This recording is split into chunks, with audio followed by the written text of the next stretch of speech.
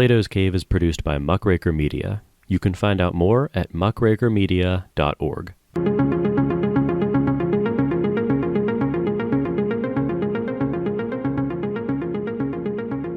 So with me today, I have Dr. David Papineau. David is a professor of philosophy at King's College London and at the City University of New York Graduate Center. He is the author of 9 books, including Philosophical Naturalism, Thinking About Consciousness, and Knowing the Score. So David, welcome and thank you for joining me. Thank you for having me here. So just out of curiosity to start, what is it like being at 2 different universities, obviously in 2 different countries as well? I've been doing it for about 6 years, and okay. It's a lot of fun. I mean, the teaching's not that different. The students are very similar, same philosophical tradition.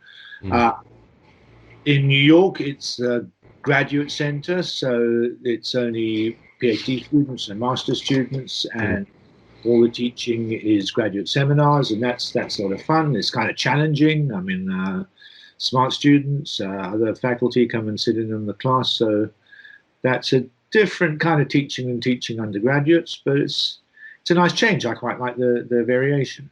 And so do you do, I'm assuming, 1 semester at one school, 1 semester at the other, or how's the breakdown there? Exactly. So I do the fall in the UK and the spring in New York. Okay, that does sound nice, actually. A good change of pace, I would imagine. Yeah. Though it remains to be seen how it's going to go with COVID and so on. At the moment, I'm not planning to be in New York next spring. There's all kinds of budget problems, visa problems, and actual virus problems. So Yeah, New York is probably one of the last places I would choose to be right now if things don't improve. I think that's a mistake. I would think in the States, New York is one of the safest places right now. I mean, the numbers are low; they're not going up. That's true, actually. Yeah.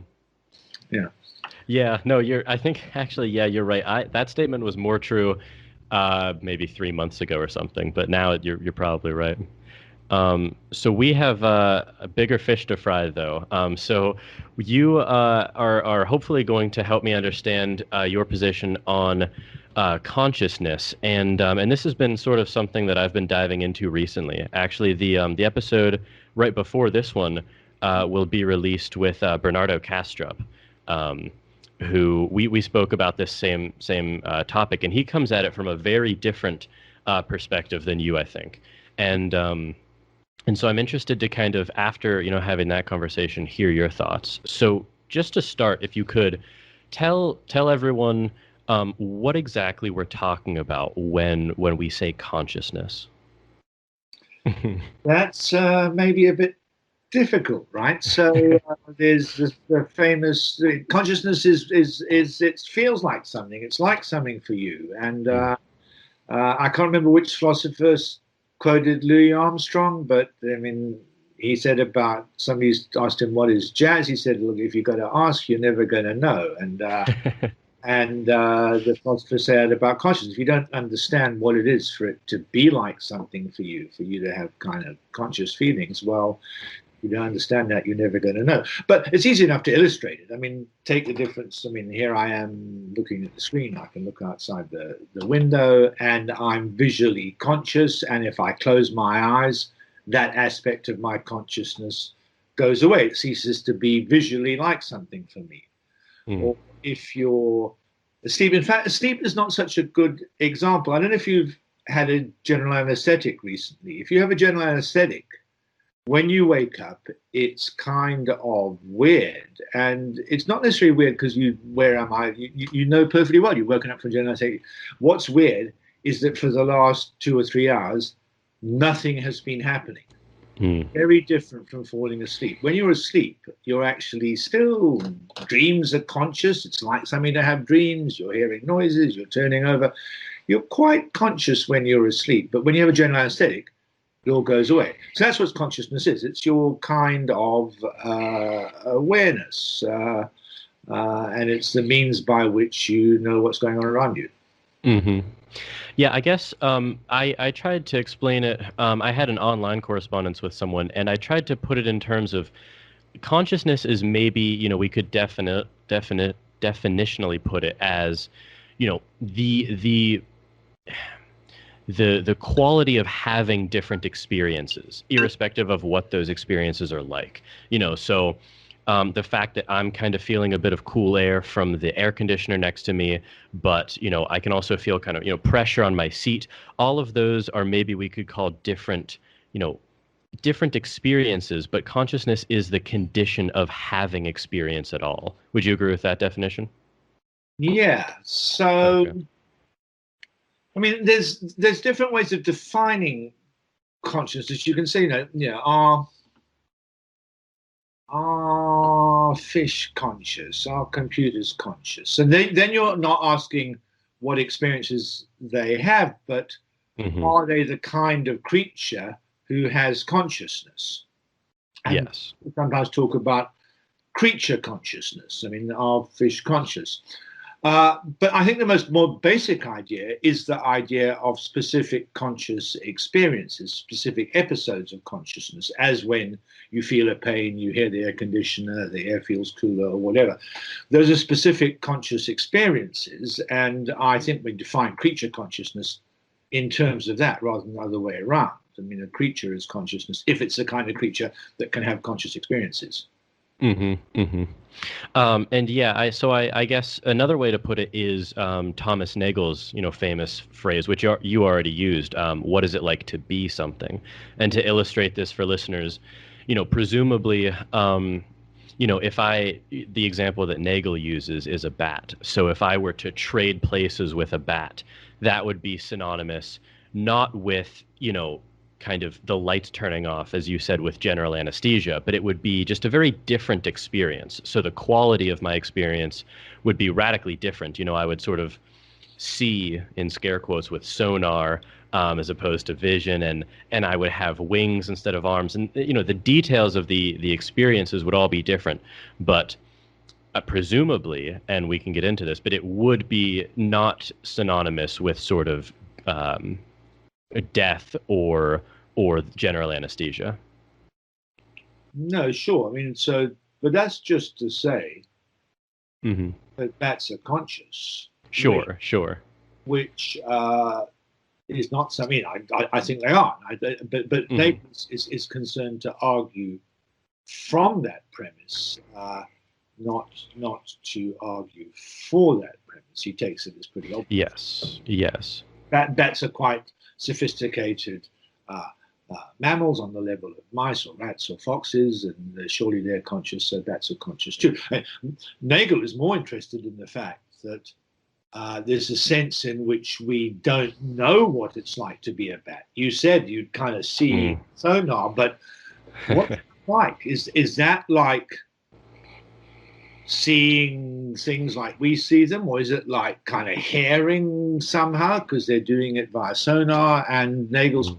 is that we really don't have very much idea of how it is for the bat, even though it's taking it, there really is something that it's like for the bat. So he's trying to Mm. highlight the existence of this phenomenon of consciousness by pointing out that in the bat case, it's there, but it's something we don't know about.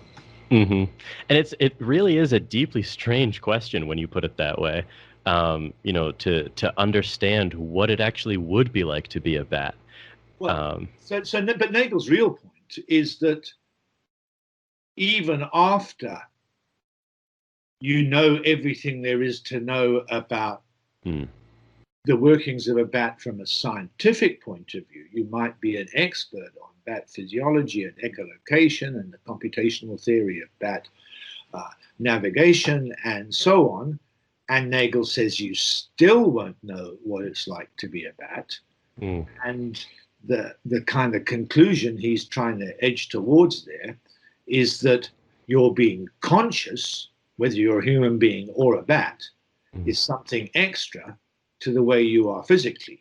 And he tries to drive that point home. He doesn't make this argument quite explicit in that paper. It's made more explicit in Frank Jackson's famous Mary argument. But the point he's trying to drive home is that even if you know everything there is about the bat from a physical point of view, you still won't know what it's like for the bat. And the conclusion he's trying to get is that therefore bat consciousness is different from bat physiology. Mm-hmm. And I guess I take it from everything you said that you would disagree as I do with people like maybe Daniel Dennett or Michael Graziano, where they say that, you know, we're kind of mistaken to even be talking about this, that consciousness itself is an illusion. You wouldn't agree with that, right? No, I think, I'm quite sympathetic to a lot of the things that they argue on the way to that conclusion, but I see no reason to put it like that. It sounds silly. It does, yeah. Is an illusion. I mean, why do you want to put it like that? I mean, I want to say that Nagel is wrong to think there's anything more to bat consciousness than bat physiology. I think the bat's being conscious is just the same as the bat having a certain physiology and doing certain computations in its brain. And what Nagel is pointing to is not that the consciousness is something extra, but just that we can't have bat consciousness in the way that bats do because we're not bats. We don't have bat brains. If we had bat brains, then we'd have bat consciousness, but we don't have bat brains, so we don't have bat consciousness. And because we don't have bat brains, we can't really recreate bat experiences using our brains. So I'm with Nagel and many other scientists, philosophers in this area, with Dennett and many other scientists, philosophers in this area, in saying there isn't anything more to consciousness than the brain. But I don't want to then say, and therefore there's no consciousness, because that seems silly. I mean, what I want to say is that conscious experiences just are brain processes. Now, the difference between me and Dennett is not a big one. Dennett, the real difference is that Dennett thinks that everyday thinking about consciousness already presupposes that consciousness is non-physical. And therefore, in that sense of something non-physical, he denies there's any such thing. He doesn't think there is anything non-physical. So he ends up saying there's no consciousness. Consciousness is an illusion. The idea of something non-physical is an illusion. But I'm perfectly happy to say the everyday idea of something being conscious doesn't really rule out it's being a physical process. There was nothing in what we said at the beginning about what it's like and what goes on when you're anesthetized and when you're not, to imply that what's going on when you're not anesthetized is non-physical. And if all we mean by being conscious is what's going on when you're not anesthetized, now, yeah, sure, we're conscious, but there's nothing going on except what's physical. That's my position. Mm-hmm. Yeah, I guess I definitely agree with you that you don't have to deny, the existence of consciousness in order to deny the hard problem. Those are two separable things. You don't have to deny one in order to deny the other, right? Sure. Yeah. Yeah, I had a little Twitter debate with Philip Goff recently about. Oh, okay. He's actually scheduled to come on later this year. This is a techie issue about exactly what is the hard problem supposed to be. And I wanted to ask you about that. I'd always thought the hard problem was just supposed to be what is consciousness? What does our term consciousness refer to in reality? So I was perfectly happy to accept there was a hard problem, but conclude that the answer is it refers to various physical processes that are like something when you have them. But he convinced me that the statement of the hard problem builds in some anti-physicalist presuppositions that I don't accept. So if he's right about what the hard problem is, and this is a slightly techie issue about exactly what did Dave Chalmers define the hard problem as. If he's right about what the hard problem is, I think I deny there's a hard problem. Exactly the way you put it 2 minutes ago. Sure. So I think there's consciousness, but let's put it like this: I don't think there's a hard problem of consciousness. Okay, that's interesting because I'm trying to kind of get straight what exactly Chalmers did mean by that, because I read the first line of your piece in AIA, I think it was earlier this year, it was from March. I don't have the piece in front of me. but I think it was from maybe March, or it was in the earlier spring of this year. But I guess so. So just for listeners, so your opening line in that is, quote, "I've never viewed the so-called hard problem as any problem at all. According to David Chalmers, who coined the term, the hard problem is supposed to be the problem of figuring out what our idea of consciousness refers to in the real world. The obvious answer is that refers to brain processes that feel like something. What's so hard about that?" Unquote. And I guess that's the thing that Philip Goff took exception to. okay, anyway, so we'll sure. come back to that. Ask what you were going to ask about that. Yeah, so I was going to say maybe you've maybe changed your mind since then, but I was going to say I didn't really read that as the hard problem that Chalmers was getting at. Because he says, for listeners, there's the easy problems of consciousness and then there's the hard problems. And this is in his paper, Facing Up to the Problem of Consciousness. He says the easy problems of consciousness are those that seem directly susceptible to the standard methods of cognitive science. So these are able to be reduced into scientifically, reductionist terms. So these are, terms of function, the reportability of mental states, the ability to discriminate, categorize, and react to environmental stimuli, understanding the differences between wakefulness and sleep, stuff that we've gone over.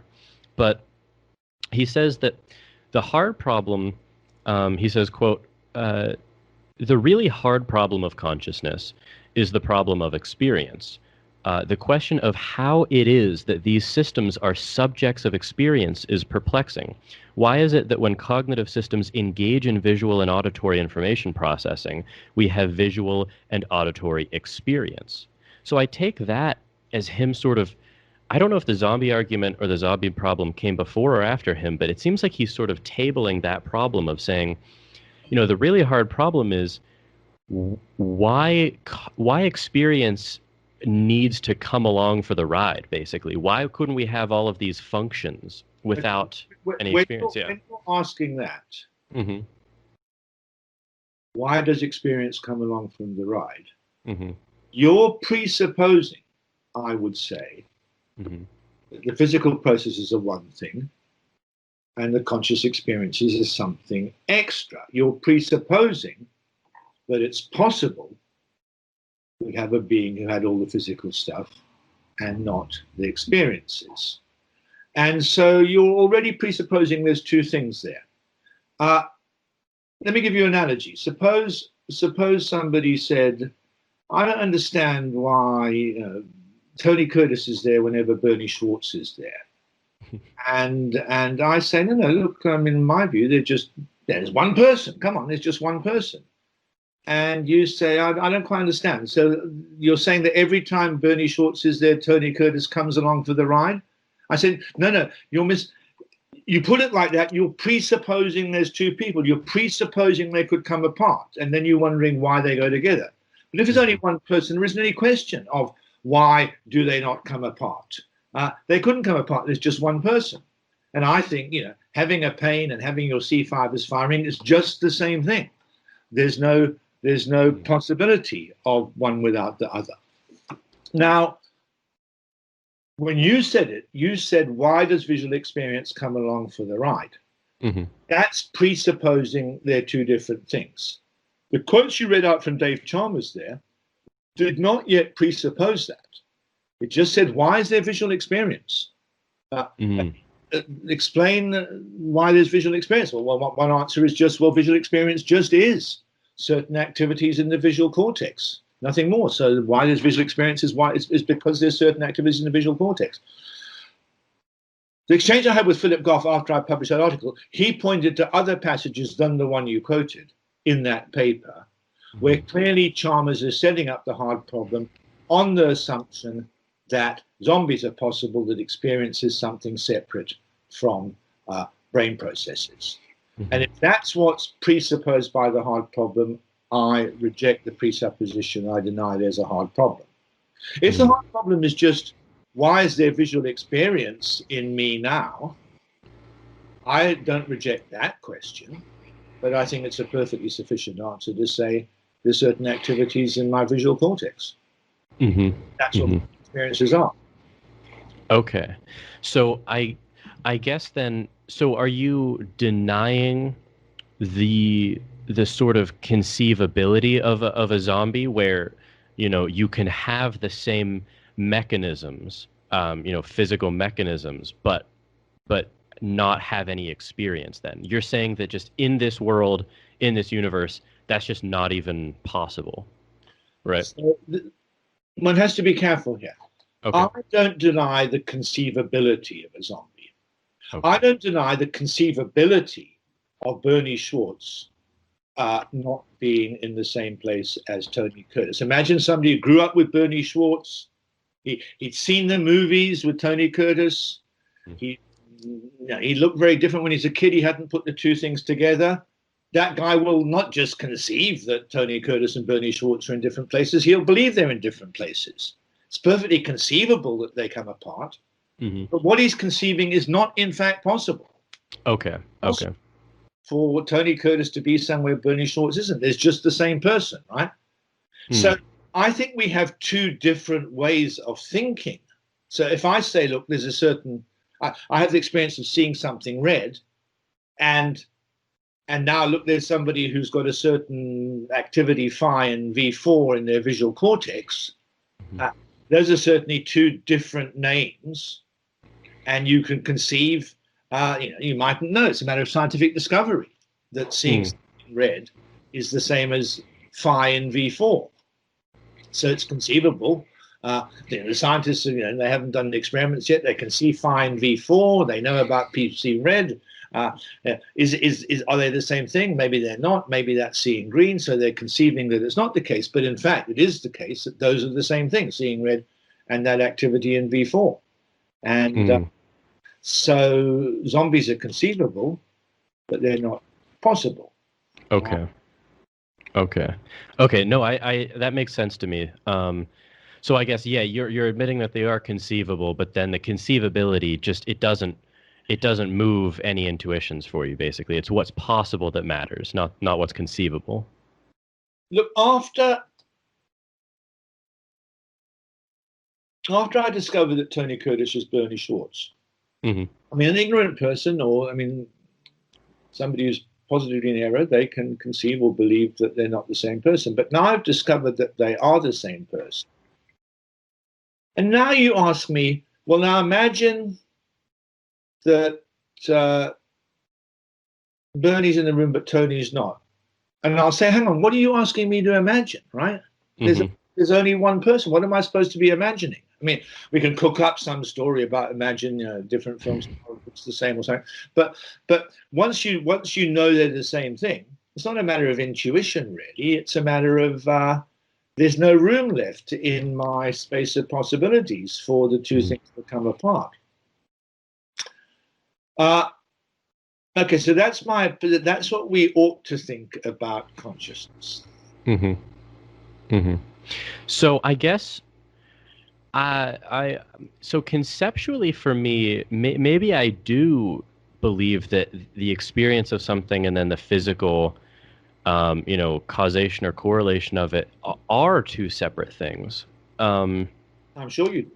I guess I must, and I'm curious why you don't believe that, because I guess, if we if you experience something, undoubtedly, every time I experience, heat on my hand, I put my hand above a hot stove or something, right?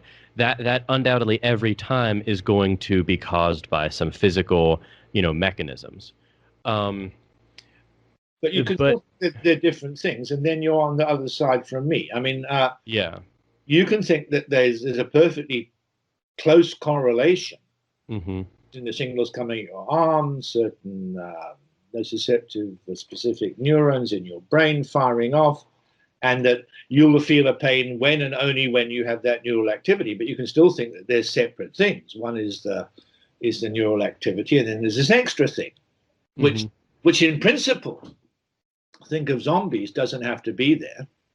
And you're thinking of them as two different things, even if they're perfectly correlated in the actual world. And when I said, I'm sure you think like that, I wasn't being rude. Okay, now draw a line on everything I've said. I'm not going to say something I haven't said before. Okay. I think it's very, very intuitively compelling to think of them as separate things. I think that nearly everybody finds themselves thinking in dualistic terms, even me. I have to kind of force myself to think, look, there's only one person there, there's only one process, it's the same process, they couldn't come apart. It's, look, when somebody asks you to imagine, so right, we do the science, we discover there's, experiences of red only when there's that activity in V4, pains when and only when there's a neuronal activity, and now somebody says, okay, now imagine a zombie being as physically just like you, Sure. and doesn't have those feelings. If we were identity theorists, as I am, Mm-hmm. we ought to react, identity theorists, by saying, I don't get it. What are you supposed to, it's like, imagine Tony's in the room and not Tony. What am I supposed to imagine? They're the same person. They're the same thing. And somebody asks you to imagine a being who has that thing and doesn't have it. You'll say, what am I supposed to imagine? The fact that we all think, oh yeah, zombies, that makes sense. Mm-hmm.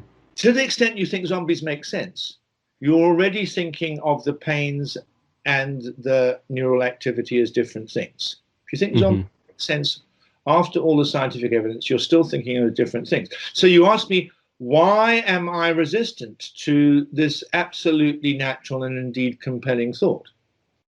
And that's because of a quite different argument that we haven't even started mentioning yet. And the argument is, and it's a very strong argument, and it moves nearly all philosophers in this area, including David Chalmers. The argument is that if the pains and the visual experiences and so on are something different from the brain processes, then it looks as if they can't have any physical effects in the physical world. And that looks crazy. So the problem is that once you do modern science, you think that all the movements of my limbs and things I say and so on are produced by nerve signals coming down from my brain and activity in the motor cortex, and that's produced by activity in the prefrontal cortex. And we think we can trace a chain of causation back at the physiological level without ever leaving the physiological level. And we can make this more formal, but you can see that line of thought pushes to the conclusion that if the feelings are something separate from the brain processes, then they're going to be epiphenomenal. They're going to be kind of dangling off, not doing any work. I mean, they're going to be like, here's a train going along, which is all the causation in your brain, and here's the puffs of smoke going up, which are kind of produced by the brain, these feelings, but don't themselves have any influence on the motion of the train. They don't themselves have any influence on your physical activity. And that ends up being a very ugly position, epiphenomenalism, that we have these conscious feelings that are produced by the brain, but don't themselves have any effects in the physical world. I mean, it's a strange metaphysical picture. It's deeply disturbing of our view of ourselves. All our conscious thoughts and feelings aren't making any difference to what we do. That's all. It's like, it's like a little kid who's got a toy driving wheel and kind of copies their parent, and they think they're driving the car, but in fact, I mean, their movements are having no influence on the direction of the car. And so epiphenomenalism is a really horrible position.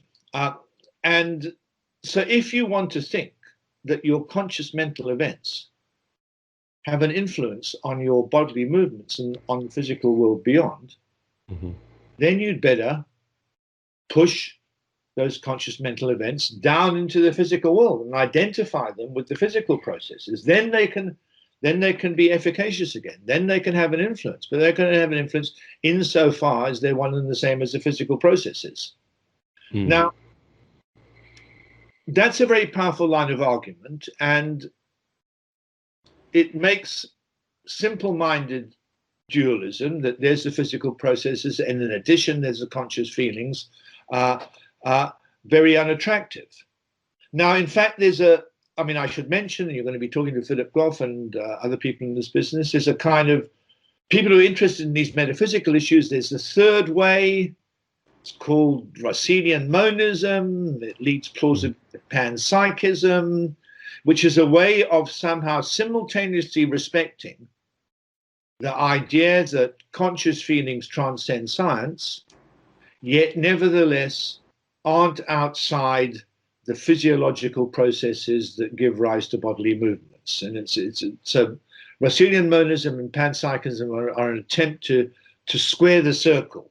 The circle, the problem being your compelling thought that the conscious feelings are something extra to what's given by science, and the worry that if so, well, then how are they efficacious? How do they have an influence in the physical world? And Rossinian monism, panpsychism is an attempt to make those two thoughts consistent. So just to circle back to epiphenomenalism for a second, yeah, I totally agree that it would be a very strange and disturbing kind of view of what your mind is. But what's logically incoherent about biting that bullet and just saying, yes, it's deeply disturbing, but what if we simply are, our conscious inner lives are just a byproduct, like smoke coming from a smokestack? Okay, it's interesting thought. So I'll tell you a bit of history. So back 2, 3, 4 decades, the first people pushing dualism were Frank Jackson with his knowledge argument, tightened up the thoughts in Nagel's What It's Like to Be a Bat, and then David Chalmers, and back, I don't know, circa mid-80s, 90s, they were inclined towards epiphenomenalism. All right, so it's a bit strange, but it seems to be perfectly coherent. But in fact, if you look at it closer and closer, it gets to be more and more horrible. And both Chalmers and Jackson are now moved right away from epiphenomenalism. And the real worry, the kind of clincher, is that if epiphenomenalism is true, and there are these extra conscious processes that are distinct from the physical realm and have no effects in the physical world, then your statements that I've got feelings now, and your thoughts, at least insofar as they're realized as your kind of brain states about what's going on, they won't be caused by the fact you have these extra conscious feelings, because everything you say and all the kind of brain process leading up to what you say, and indeed the brain process giving rise to your conscious thought that I've got feelings, aren't themselves caused by the feelings, because the feelings can't cause anything. I mean, the Chalmers makes it very graphic. He says, look, imagine there's a zombie world, right? And there's going to be a zombie David Chalmers who's got no feelings, but is otherwise physically identical to David Chalmers. And what he'll be doing is what David Chalmers is doing, is sitting in front of a computer, going on about all the conscious feelings it's got and how exciting they are. And look at all these technicolor purples and reds and so on. And you can't be a physicalist. But in fact, that zombie would be saying all that in a world in which physicalism was true. And all that consciousness really would be an illusion in the zombie world. So the technical term is epiphenomenalism is now widely thought to be self-stultifying, because it argues that the truth of epiphenomenalism, the truth of the existence of the extra conscious feelings, has no influence on all the people who go around saying they know there are all these extra conscious feelings. They would, according to epiphenomenalism, say that just as much, even if there weren't any conscious feelings. And that's widely considered to be a really unattractive feature of epiphenomenalism. Okay. Yeah, I guess that does. Yeah, it's pulling my intuition. I think I said at the beginning, I really don't know what I think on this issue, which is why I'm kind of doing a dive and talking to as many people as I can. about this. So I'm curious what you would say to sort of a variant of you mentioned it earlier, the Mary the color scientist thought experiment. So what if instead of red, the Mary not being able to see the color red, we sort of numb a child from birth so that she cannot feel any sensations in her hands, right? Um, and this could be, done however we want to do it, severing a neural connection or giving a drug constantly. But she becomes an expert on, the biology, the physics, the chemistry, the neurology of pain and of finger anatomy. And she even, physically does burn her finger several times. But because we've severed, the connection, she doesn't feel it. Sure, It seems. go on. Oh, sorry, what's that? I said, I'm not sure I like your experience. That's a bit cruel, but go on. Sure. It's I mean, she would have to volunteer for this for some reason, Yeah. but it wouldn't pass IRB for sure. Yeah. But so she even undergoes physically the burning of her hand several times, and it seems like to be a reductionist, you have to deny that there is anything else for her to learn knowledge-wise. But it seems to me that if we did allow her to feel sensations in her hands, and then she goes on to burn her hand on the stove, and she experiences the pain for the first time, she has learned some sort of objective subjective knowledge, if you will, of that. And I'm curious what you think about that. So the standard line for a reductionist like me, a physicalist, and I think my position is still the orthodox position, though it doesn't get that much kind of news space anymore because it's kind of boring. Everybody knows this option. People looking at different options. But the standard line is that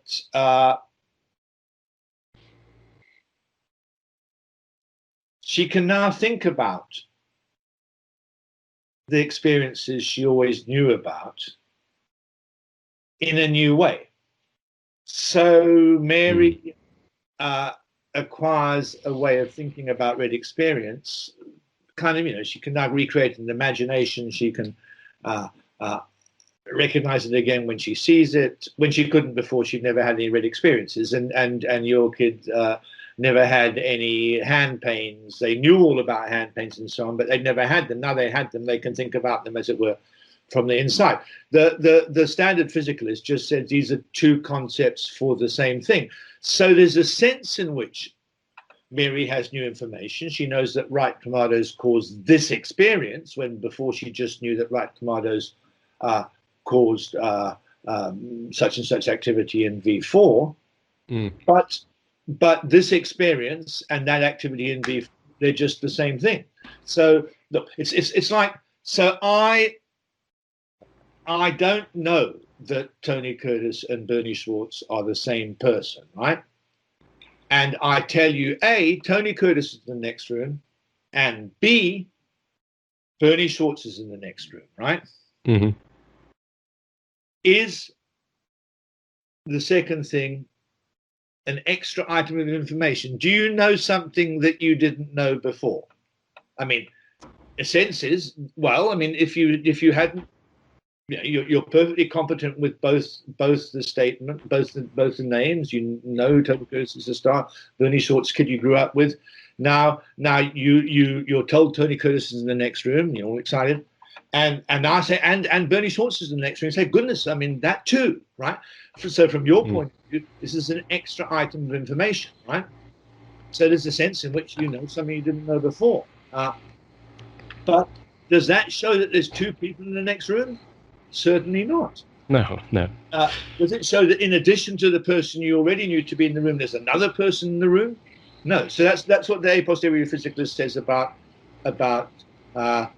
Mary and your example. The fact that there's a sense in which the person gets extra information. It's all at the level of concepts. The person now knows that, can now think that burning my hand causes this sensation, when before she'd think that burning my hand caused this kind of nociceptive specific neuronal activity. And at the level of how she's thinking, these are different items of information. But in fact, the two concepts refer to the same thing. It doesn't show there's some extra process in reality over and above the one she always knew about as a scientist. Mm, mm. Yeah. So I guess because we are coming up on the 45-minute mark. You don't look convinced. You look worried. You look puzzled. Well, I guess I'm still skeptical, and like I said, I don't know exactly what I think here, but what about the case where, because we sort of know the answer already in both my example and yours. But if you kind of rewind the clock a little bit, what about before, to go into neuroscience for a second, what about before we knew which areas of the brain were responsible for sort of which, roughly speaking, aspects of experience. So, we can sort of see that, dopamine, for instance, when it's released in certain areas of the brain by certain,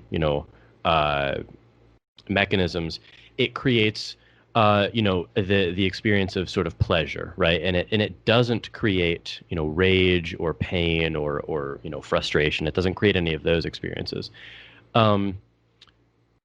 It doesn't seem apparent to me that we could have known that to be the case just by looking at the brain with no report of the subjective experience from someone.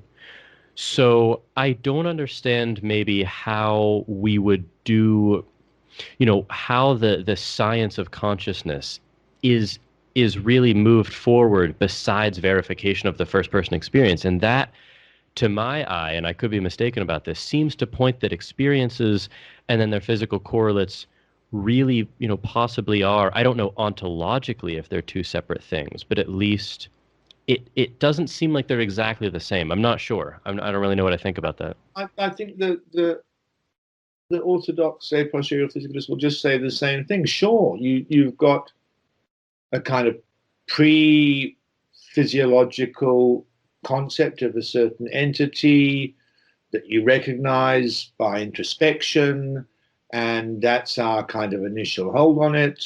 And then scientific investigation shows us it's one and the same as certain neural activity.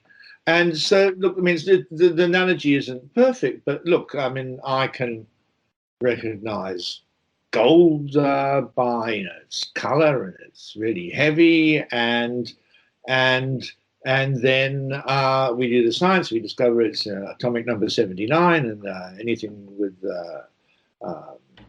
solid with atoms with that atomic number, that's going to be gold. And so we start off with one concept, the kind of yellow heavy stuff, and now we have another concept made of atomic number 79, and we discovered the same thing. I mean, it doesn't show that there's two different things, kind of observed gold and chemical gold. It's just that we've discovered the stuff we used to recognize by observation now has this atomic nature.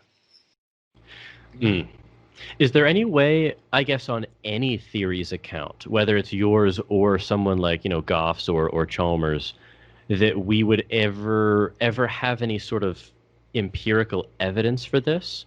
Or is it just a matter of logical consistency between the arguments? So